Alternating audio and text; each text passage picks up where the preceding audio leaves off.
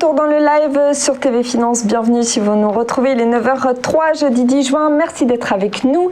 On se connecte tout de suite au marché boursier, des marchés qui viennent à peine d'ouvrir. Et pour les commenter en direct, nous allons retrouver Xavier Fenot, associé et Interactive Trading.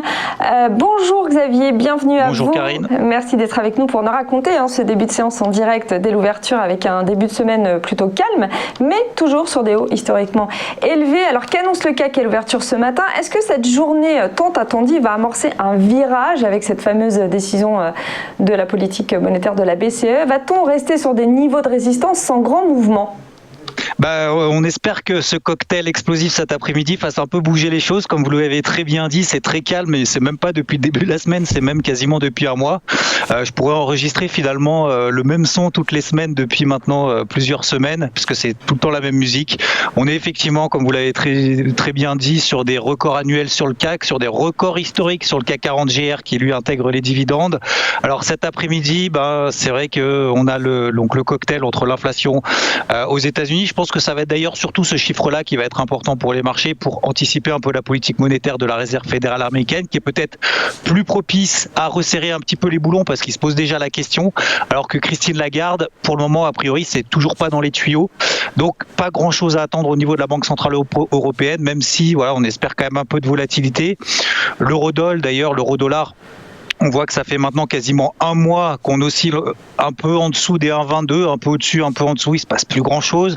Même chose pour le dollar. Donc sur le CAC, ce qui nous intéresse aujourd'hui, c'est qu'on voit déjà depuis, alors de manière un peu plus technique, mais on a eu une grosse bougie impulsive haussière, c'était le 27 mai, ce qu'on appelle impulsive haussière, plus open en extrême, donc tout de suite le marché a acheté et derrière on est sorti finalement troisième point en haut du range dans lequel on évoluait maintenant depuis 2 mois. Donc on en est sorti par le haut avec cette bougie impulsive au-dessus des 6004. Maintenant, on est à donc sur des records annuels, 6570 plus 0,02. Donc ça montre encore le fait que les marchés sont quand même très calmes. Donc même si d'ailleurs le CAC devait perdre encore 1,5 voire même 2%, c'est-à-dire revenir sur les 6400 points, techniquement, on serait toujours dans une dynamique haussière. Alors ça nous arrangerait parce que ça nous permettrait de trouver un point d'entrée dans ce marché quand même très flat.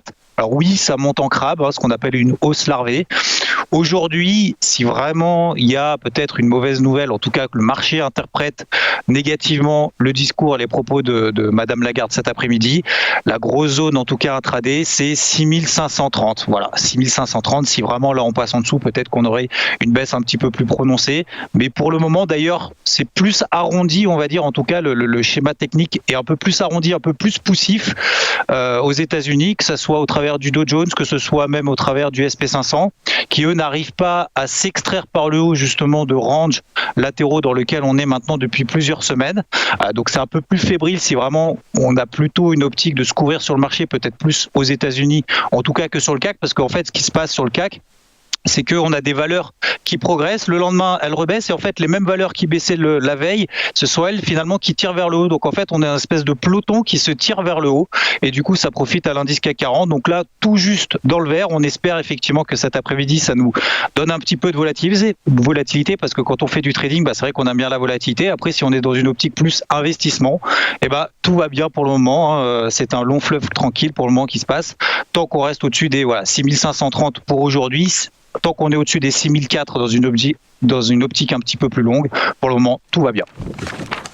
Merci Xavier pour cette analyse en direct et ce premier point sur les CAC et les marchés parisiens pour savoir quelles sont les stratégies à adopter. Comme vous l'avez dit, on attend cet après-midi, savoir comment on va se positionner. Merci encore. On marque une courte pause et on poursuit ce live en direct, comme son nom l'indique, avec nos market movers du jour, ces valeurs à regarder avec attention. À tout de suite.